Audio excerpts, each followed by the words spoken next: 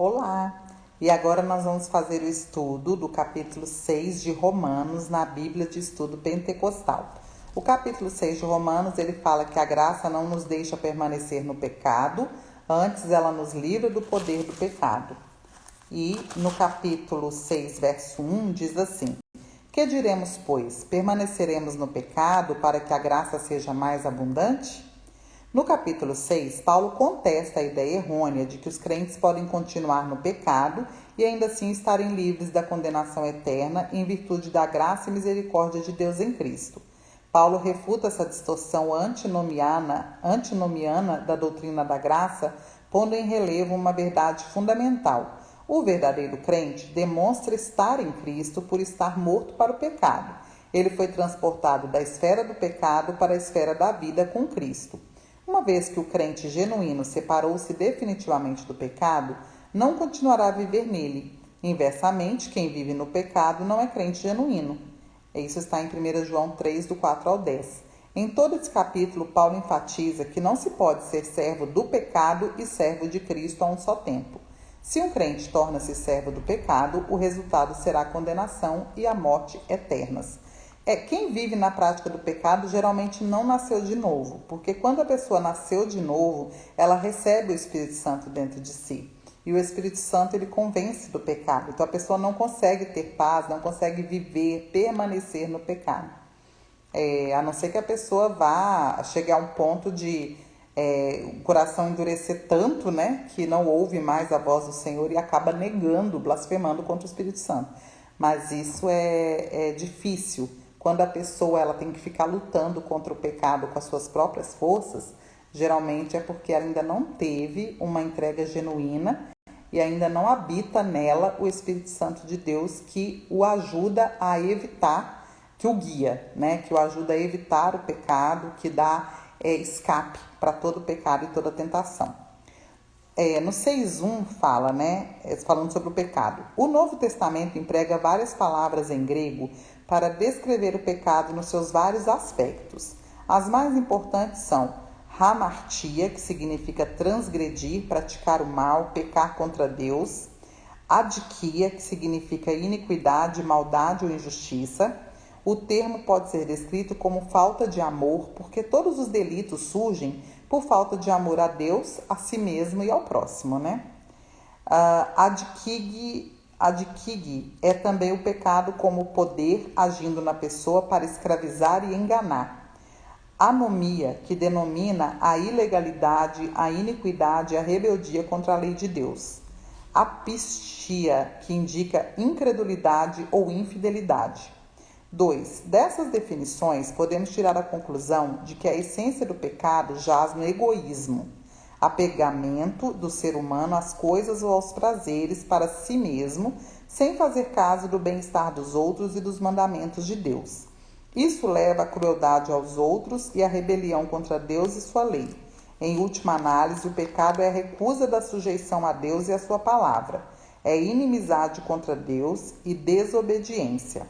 O pecado é também a corrupção moral nos seres humanos, opondo-se a todas as vontades humanas sadias.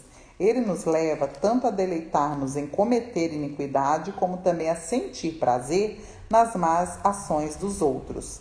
É, por outro lado, um poder que escraviza e corrompe, à medida que nos entregamos a ele. O pecado está arraigado nos desejos humanos.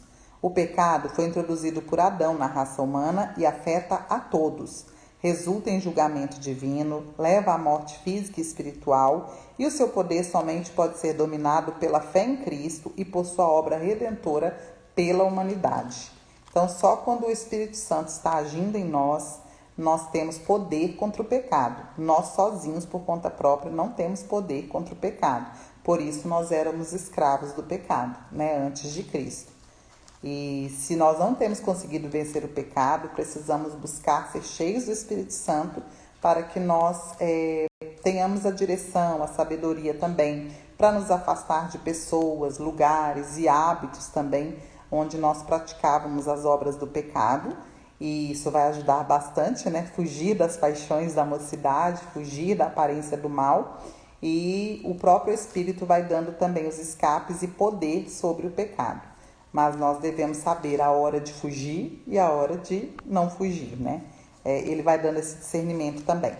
E no 6,4 diz assim: de sorte que fomos sepultados com ele pelo batismo na morte, para que, como Cristo ressuscitou dos mortos pela glória do Pai, assim andemos nós também em novidade de vida. Para o cristão, o batismo é um símbolo do seu sepultamento e ressurreição com Cristo, mas é mais do que isso. Quando acompanhado de fé verdadeira, o batismo tem a ver com a nossa rejeição do pecado e dedicação a Cristo, o que resulta num fluxo contínuo de graça e de vida divina sobre nós.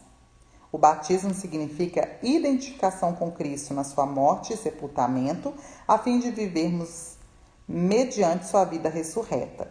Tão certamente como Cristo ressuscitou dentre os mortos, nós que temos a verdadeira fé salvífica nele, andaremos em novidade de vida. Então, o batismo ele tipifica, né, a morte para o pecado. É quando eu faço aquela entrega verdadeira, né, e eu começo a rejeitar o pecado, não encontrar mais prazer no pecado e começo a ter prazer em andar com Deus e seguir a vontade dele.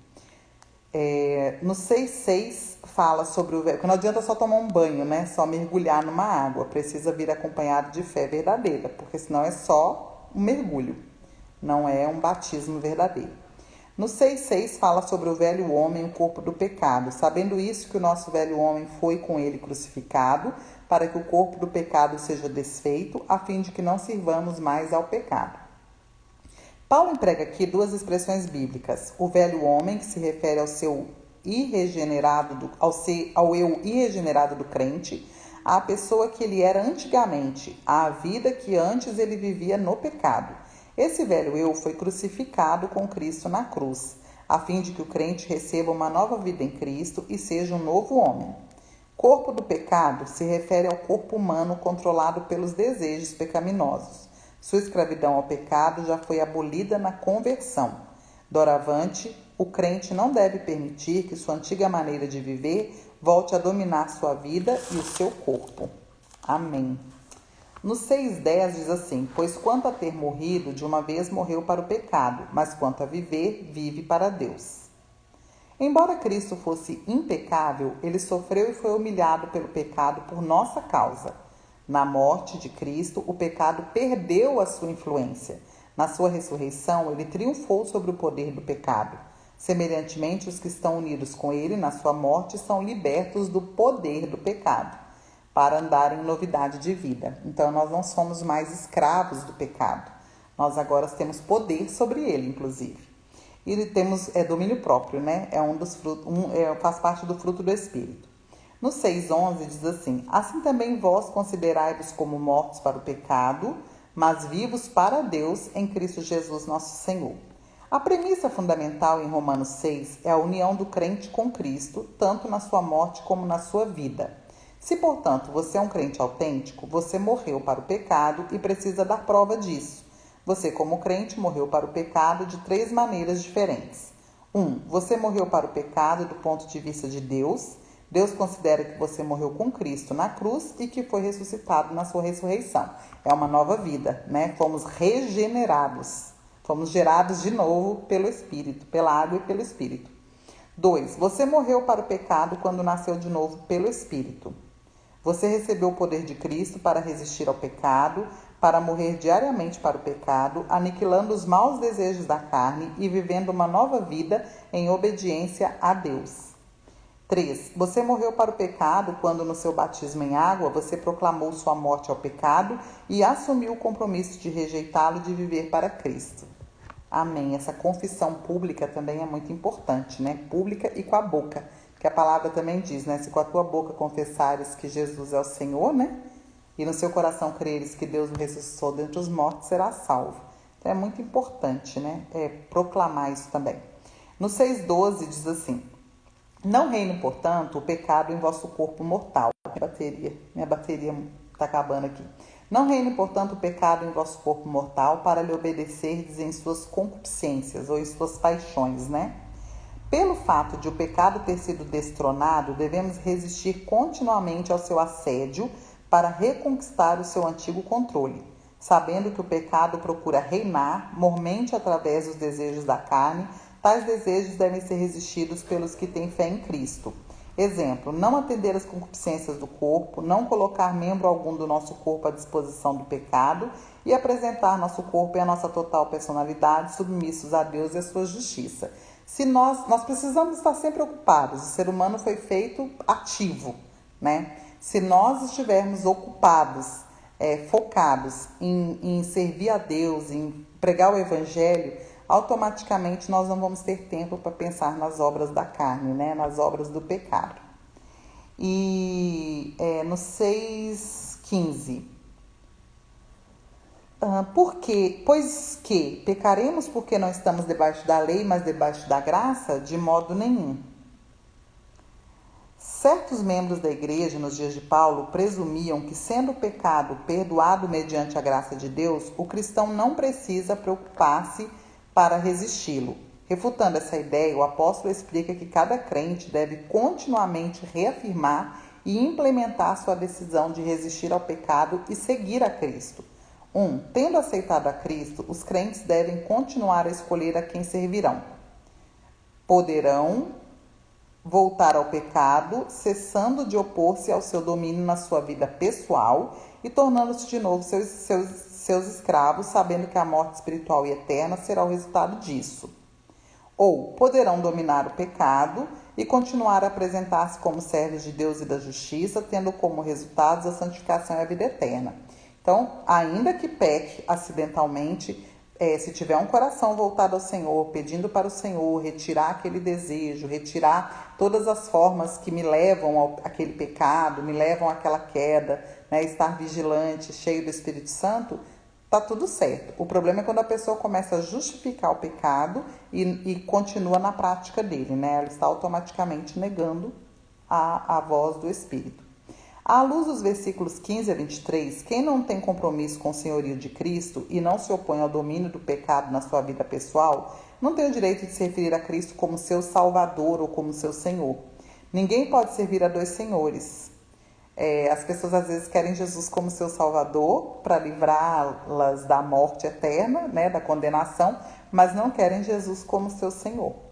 E Jesus, ele é Salvador, mas ele também é Senhor. No 6,16 diz assim: Não sabeis vós que a quem vos apresentardes por servos para lhe obedecer, sois servos daquele a quem obedeceis, ou do pecado para a morte, ou da obediência para a justiça? Paulo adverte solenemente os crentes que pensam que podem pecar impunemente porque estão debaixo da graça. Se algum crente se entregar ao pecado, tornar-se-á um escravo do pecado, o que resultará na morte. Morte significa aqui eterna perdição ante a face do Senhor, o oposto da vida eterna. E no 6,17 diz assim: Mas graças a Deus que, tendo sido servos do pecado, obedecestes de coração à forma de doutrina que fostes entregues.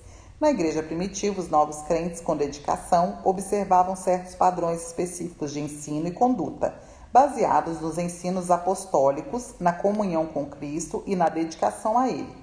Esses padrões eram mais provavelmente um resumo da doutrina e da ética cristãs com que o convertido concordou quando aceitou a Cristo como seu novo Senhor. É a sã doutrina ou as palavras sadias, conforme as referências nas epístolas pastorais. Andar na doutrina, nos ensinamentos dos apóstolos, né? A suposição de que o cristianismo não tem padrão de ensino regulando o pensamento e a prática, ou de que a existência de regras de conduta é legalismo, é estranho ao conceito paulino da fé cristã. O cristianismo exige obediência sincera aos padrões divinos. Bom, o que pauta tudo é o amor, né? Então, tudo que eu faço que não é guiado pelo Espírito Santo, que é independente do Espírito Santo, ou que está, né, que eu não tenho certeza se eu devo agir daquela forma ou não, é pecado, né? E eu preciso o quê? Ser cheio do Espírito, buscar a direção do Espírito, pedir para o Senhor para me dar ouvidos para ouvir a sua voz, para que eu possa então ouvi-la e também pedir por obediência para que eu possa obedecê-la.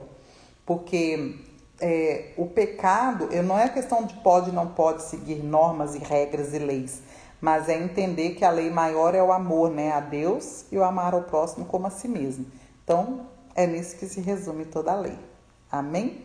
E aí, se nós seguirmos, pautarmos dessa forma, buscando a direção do Espírito, nós vamos andar no Espírito e vamos viver em santidade, de uma forma que agrade e honre a Deus e exalte o nome de Cristo, para que o nome dele seja bendito através do nosso viver. Uma ótima noite ou um ótimo dia, né? Dependendo do horário que você estiver assistindo. Amém.